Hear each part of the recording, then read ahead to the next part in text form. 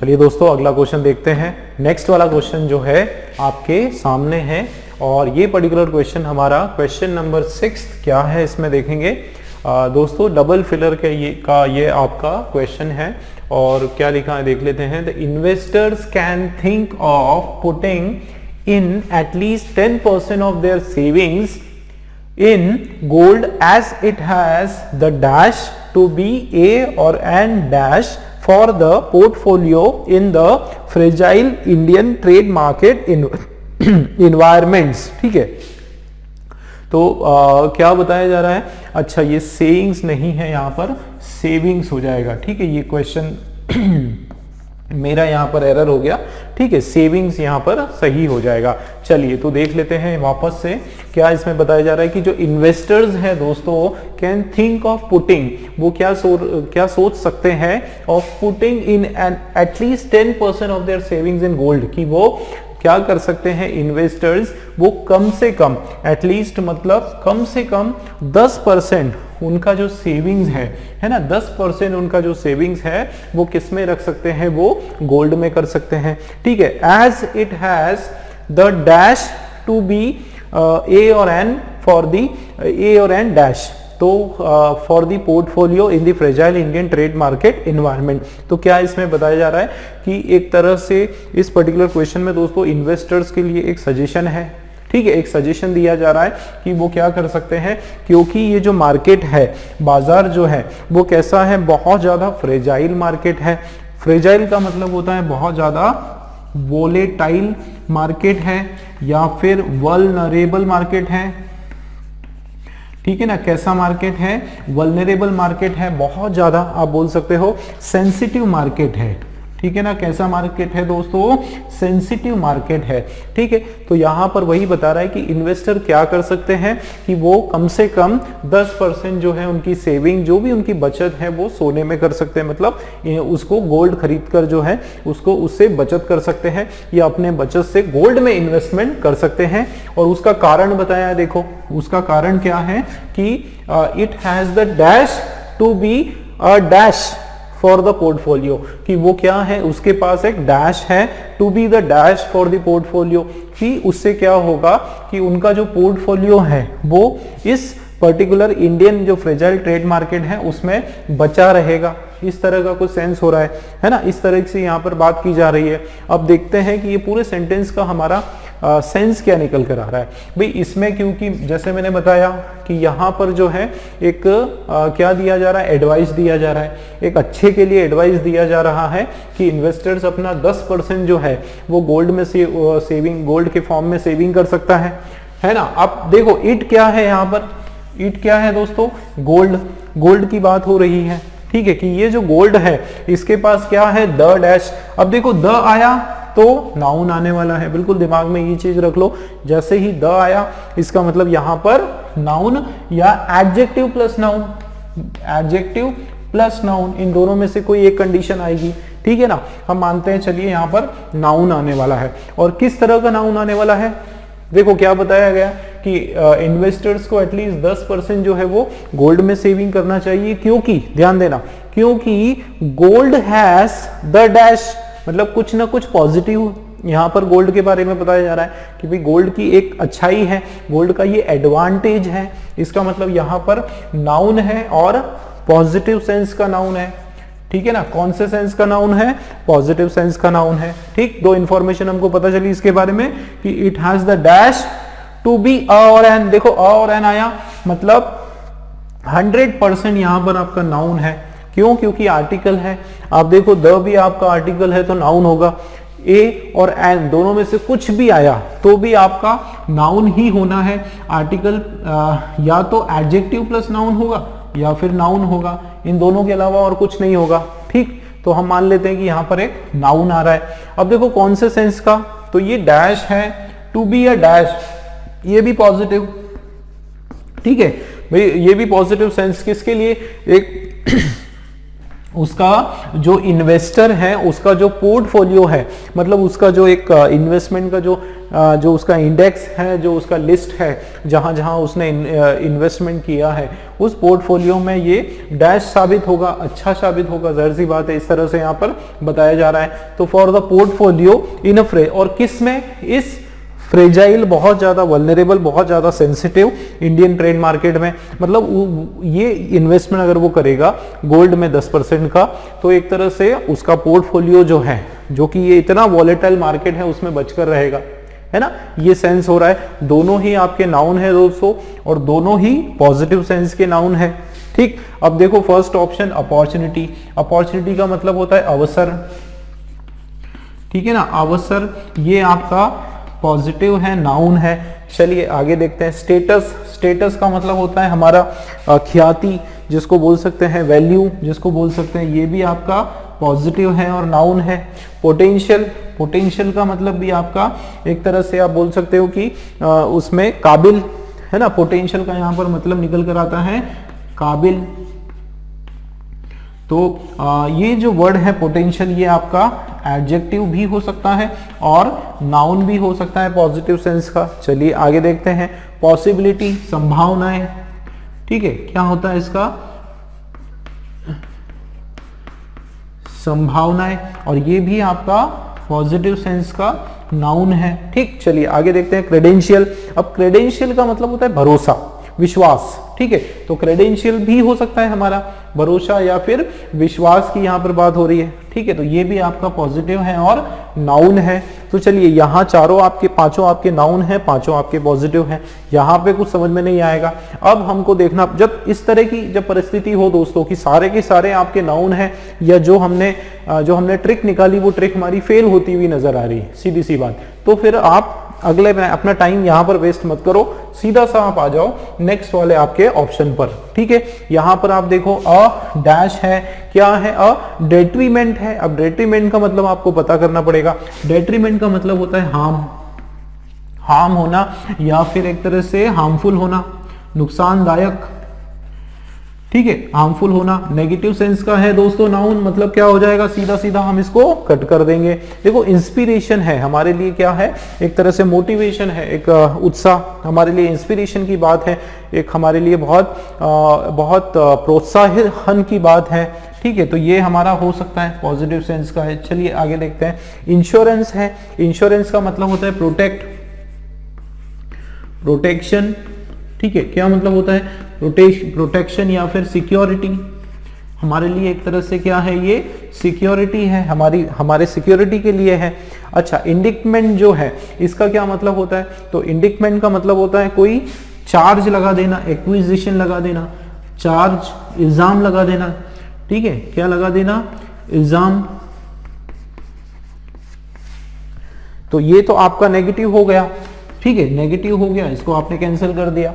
उसके अलावा कोई प्रॉपर्टी है ना, तो प्रॉपर्टी का यहां पर जो मतलब है a property of for the, अब देखो प्रॉपर्टी जो शब्द है, एक बहुत अच्छी बात बताता हूं, प्रॉपर्टी जो शब्द है उसके साथ फॉर नहीं आता है, प्रॉपर्टी के साथ हमेशा ऑफ प्रीपोजिशन आता है। देखो प्रॉपर्टी ऑफ द पोर्टफोलियो होता, प्रॉपर्टी फॉर द पोर्टफोलियो नहीं होगा, तो आपका ये भी कैंसिल हो गया। उसके अलावा ये इंडिकेशन नेगेटिव है तो ये भी कैंसिल हो गया।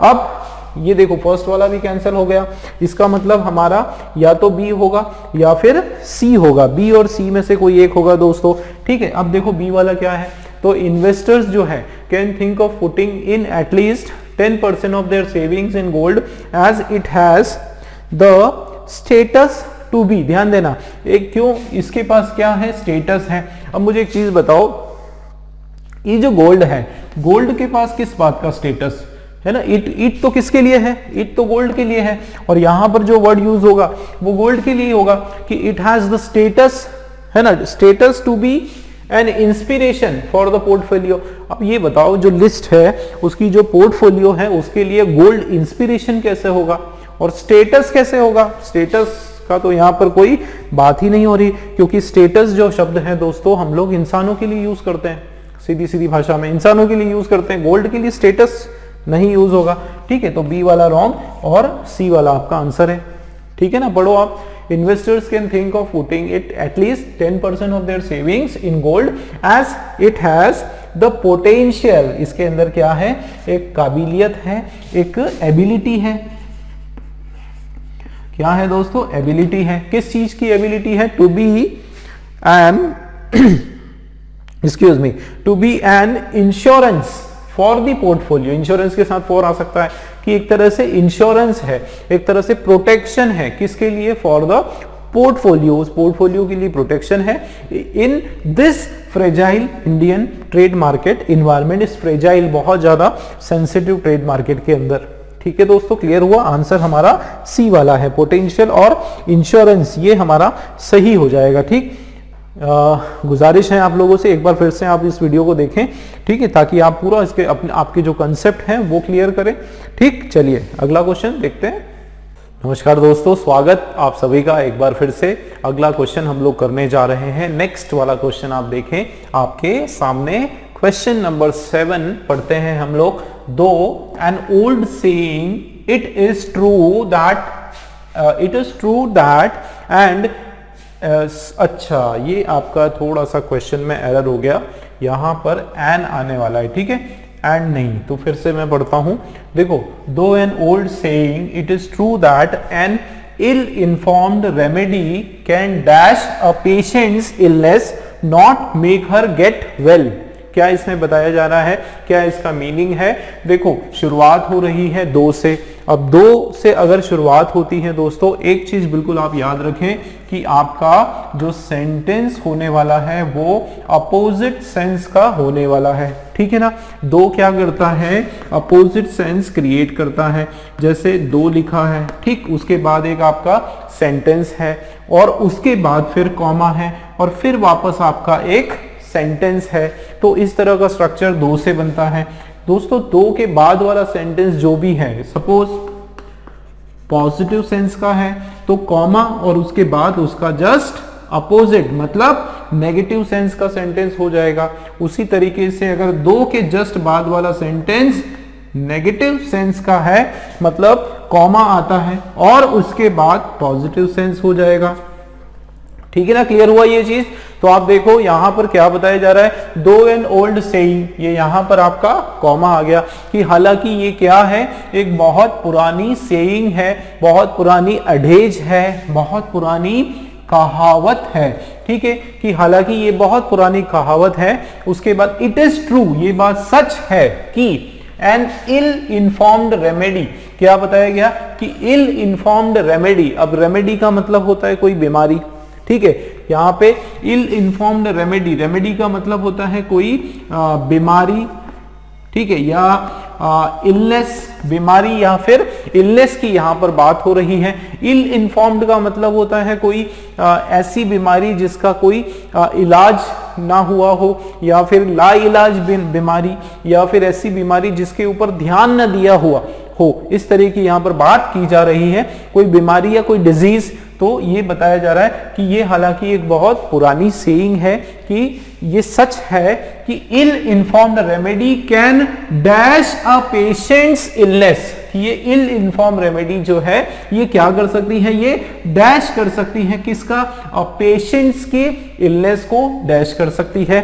Not make her get well, और उसको क्या नहीं करने वाली है, उसको ठीक नहीं करने वाली है, ठीक है। गेट वेल का मतलब होता है स्वस्थ या ठीक करना। तो अब सबसे पहले हम लोग समझते हैं कि इसमें इस पर्टिकुलर ब्लैंक में आपका सेंस क्या होने वाला है, ठीक है ना, पॉजिटिव होगा या फिर नेगेटिव होगा, देख लेते हैं।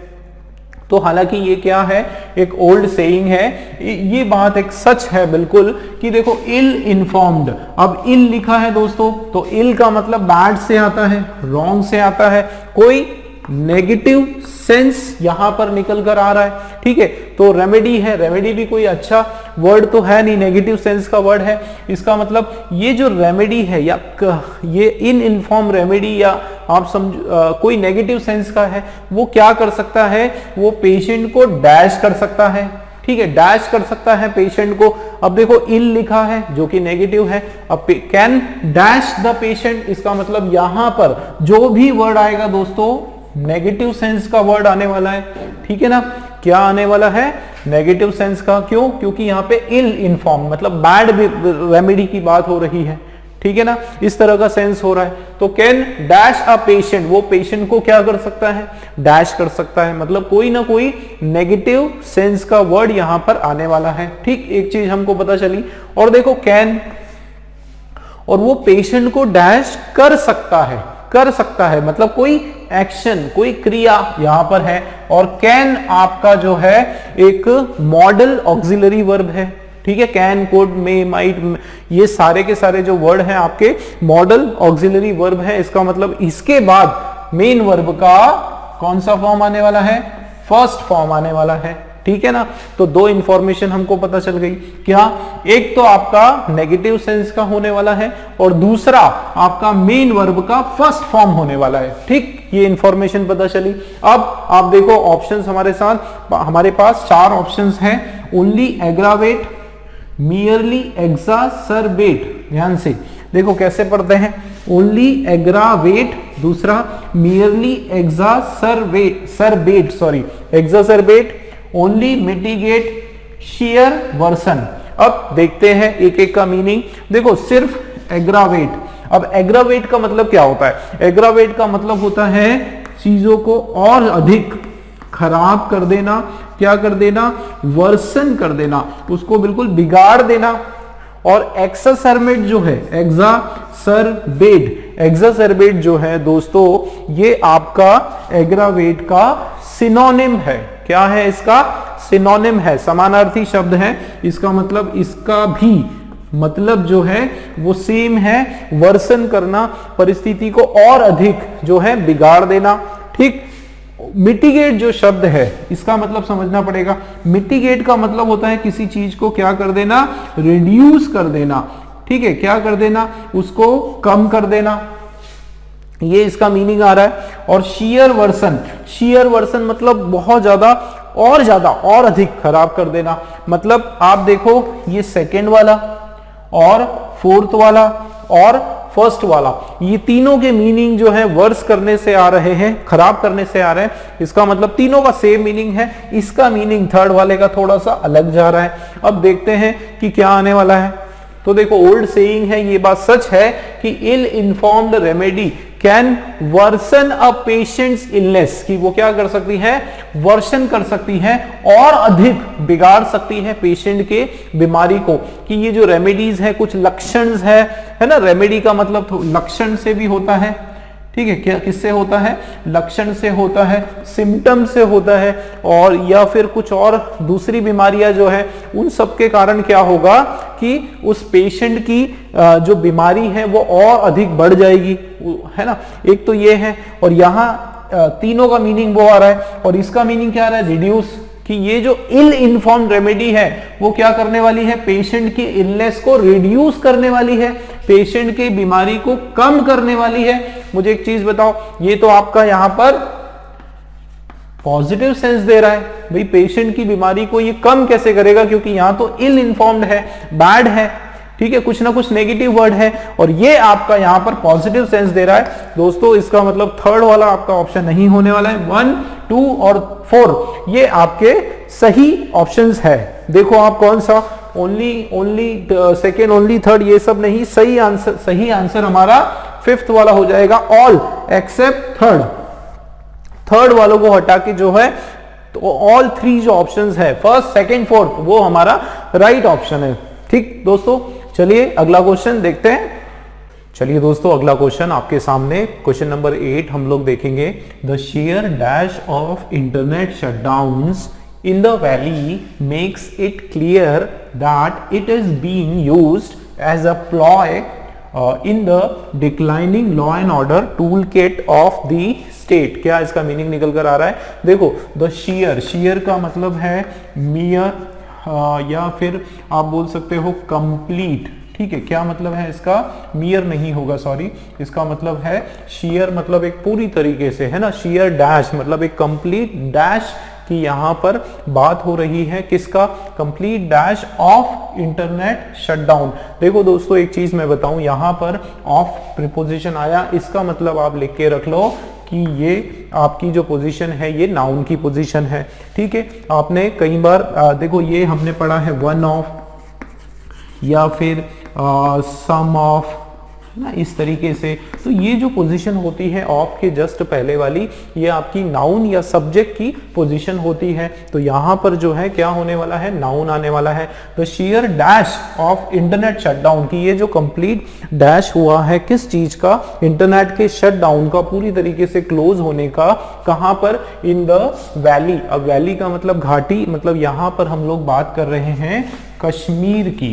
किसकी बात कर रहे हैं, कश्मीर की। अब देखो यहाँ पर मेक्स इट क्लियर दैट, यहाँ पर देखो वर्ब का क्या है, फिफ्थ फॉर्म है, सिंगुलर वर्ब है। इसका मतलब यहाँ पर नाउन ही होना है और वो आपका सिंगुलर नाउन होना है। ठीक है ना। तो देखो एक share dash of internet shutdown, जो इंटरनेट शटडाउन हुआ वैली में, वो क्या करता है, वो मेक्स इट क्लियर, वो क्लियर करता है इस बात को कि इट इज बीइंग यूज्ड, ये जो है ये जो शटडाउन है इसको इस्तेमाल किया गया किस तरह से, एज अ प्लॉय।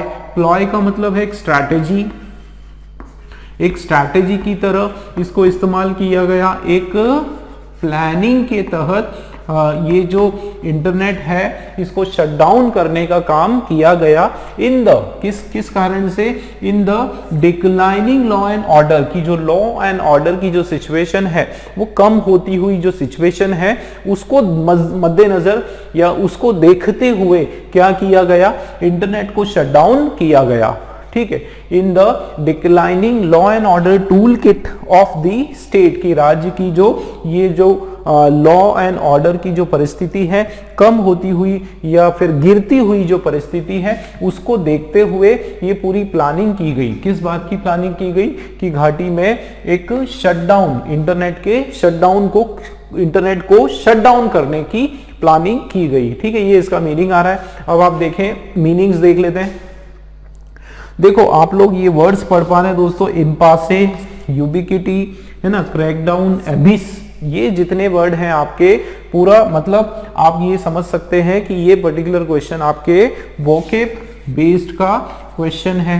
ठीक है, वोकेब आपकी स्ट्रांग होना चाहिए, इन वर्ड्स का मीनिंग आप लोगों को आना चाहिए, तो आसानी से आप इसको कर सकते हो। ठीक है, अब समझते हैं एक एक करके जो है इसका मीनिंग हम लोग समझने की कोशिश करते हैं। देखो सबसे पहले ये दिया है इम्पासे। अब इम्पासे का मतलब होता है इसका मतलब होता है डेडलॉक। क्या होता है, डेडलॉक। दोस्तों इसको मैं थोड़ा सा आपको ब्रीफ में बता देता हूं। एक ऐसी परिस्थिति जिसमें कोई एक निर्णायक जो डिसीजन है या मोड है उस पर ना आ पाना, है ना, एक ऐसी परिस्थिति जिसमें ना तो रास्ता इधर का क्लियर होना ना उधर का क्लियर होना, एक तरह से पूरा एक कंफ्यूजन की स्थिति होना, एक ऐसी स्थिति जिससे बाहर ना निकल पाना। जैसे अभी जो आंदोलन चल रहा है किसानों का, उसमें जो है किसान में और गवर्नमेंट के बीच में एक डेडलॉक हो चुका है। मतलब किसान जो है वो अपनी मांगों पर अड़े हैं कि ये कानून पूरी तरीके से रद्द होना चाहिए, और सरकार जो है वो इस बात पर अड़ी हुई है कि किसी भी कीमत पर हम संशोधन करने को तैयार हैं लेकिन कानून रद्द नहीं करेंगे। तो एक प्रकार से डेडलॉक की जो पोजीशन है वो यहां पर आ गई, एक इम्पासे की जो पोजीशन है वो यहां पर आ गई। तो इम्पासे का मतलब होता है पूरी तरीके से डेडलॉक हो जाना। ठीक है, फिर प्रेजेंस आप लोगों को पता है, प्रेजेंस का मतलब मौजूदगी। ठीक है, किसी चीज की प्रेजेंस होना, मौजूदगी होना। अच्छा, ये जो वर्ड है कौन सा, अबिस, ABYSS, इसका मतलब होता है बॉटमलेस। क्या मतलब होता है, बॉटमलेस। एक ऐसी सिचुएशन। ठीक है, क्या, एक अबिस का मतलब होता है एंड, जिसका कोई अंत नहीं, अंतहीन जिसको हम बोल सकते हैं। क्या बोल सकते हैं, अंतहीन, जिसका कोई एंड ही नहीं है, जो बिल्कुल जिसका एक छोर बिल्कुल है ही नहीं, उसका कोई सल्यूशन ही नहीं है, इस तरीके से कुछ यहां पर आ रहा है, अंतहीन। और यूबिक्विटी का मतलब होता है प्रेजेंट एवरीवेयर, प्रेजेंस एवरीवेयर, जिसकी मौजूदगी जो है वो हर जगह होना। ठीक है। प्रेजेंस एवरीवेयर का मतलब जिसकी जो हर जगह प्रेजेंट है, हर जगह उसकी मौजूदगी है, उसको बोलते हैं यूबिक्विटी। और क्रैक डाउन का मतलब होता है किसी चीज को स्टॉप करना या फिर क्या करना, बंद करना, बंद करना, ठीक है। उसको क्या करना, उसको स्टॉप करना, उसको हैम्पर करना, उसको रोकना, एक तरह से क्रैकडाउन करना। क्रैकडाउन का मतलब होता है हमला करना, ठीक है। बेसिकली जो पुलिस या आर्मी के जवान जो है वो जो ठिकाने होते हैं टेररिस्ट के, उन पर क्रैकडाउन करते हैं, ठीक है। या कुछ ऐसे जो एलिमेंट्स है, इन सोशल एलिमेंट्स है, असामाजिक तत्व है, उनके ऊपर क्रैकडाउन किया, मतलब उनको रोकना या उन पर धावा बोलना, ठीक है। एक तरह से धावा बोलना, ये यहां पर सेंस आ रहा है, ठीक है ना। तो अब हम देखते हैं यहां पर कि एक मात्र या complete dash of internet shutdown, ठीक है। तो complete dash of internet shutdown in the valley, कि ये जो इंटरनेट शटडाउन जो है उसका complete dash in the valley वो क्या करने वाला है, वो इस बात का क्लियर संकेत देता है कि ये एक तरह से एक प्लॉय की तरह यूज किया है, स्ट्रैटेजी की तरह यूज किया है, जो लॉ एंड ऑर्डर जो है उसको कंट्रोल करने के लिए, ठीक है। तो यहां पर सबसे पहले तो ये देखो कि एक आपका कोई पॉजिटिव सेंस का यहां पर नाउन आने वाला है कि ये जो डैश किया है किसका, इंटरनेट के शटडाउन का, ये जो डिसीजन लिया है या जो ये शटडाउन का जो होना है।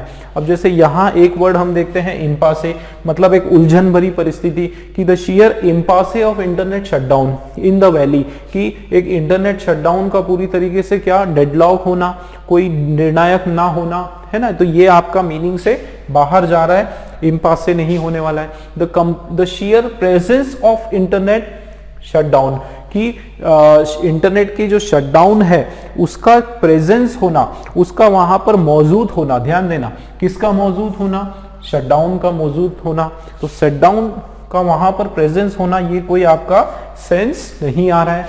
द क्लियर अबिस, अबिस का मतलब होता है कोई एंड ना होना, किस चीज का एंड ना होना, द क्लियर। अब देखो यहां दिया है शेयर, कंप्लीट कोई एंड ना होना, किसका, इंटरनेट शटडाउन्स का, कोई अंत ना होना, कोई छोर ना होना वैली के अंदर। उससे ये क्लियर होता है कि ये एक प्लानिंग की तरह, बिल्कुल मीनिंग में नहीं आ रहा है, ठीक है।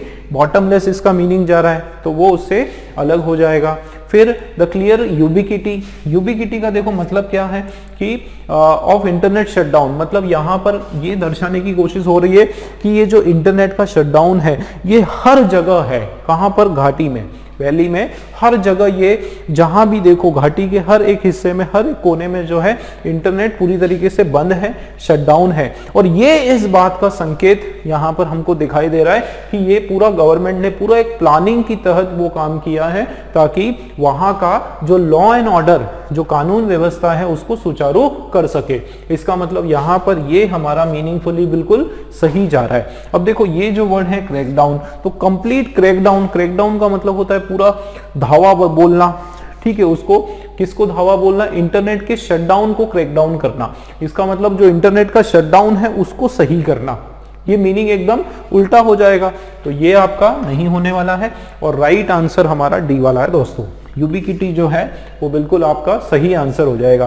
देखो the share ubiquity of internet shutdown, कि ये जो हर जगह इसका जो हर जगह इसका जो शटडाउन है, शटडाउन की जो परिस्थिति है वैली के अंदर, वो इस बात को साफ करती है कि ये एक प्लानिंग की तरह, ये शटडाउन जो करना है ये एक प्लानिंग की तरह यूज किया गया है ताकि ये जो कम होती हुई लॉ एंड ऑर्डर की जो व्यवस्था है राज्य में, उस पर कुछ ना कुछ कंट्रोल किया जाए। ये आपका इसका मीनिंग आ रहा है और डी वाला हमारा बिल्कुल राइट आंसर है दोस्तों। ठीक, चलिए अगला क्वेश्चन देखते हैं।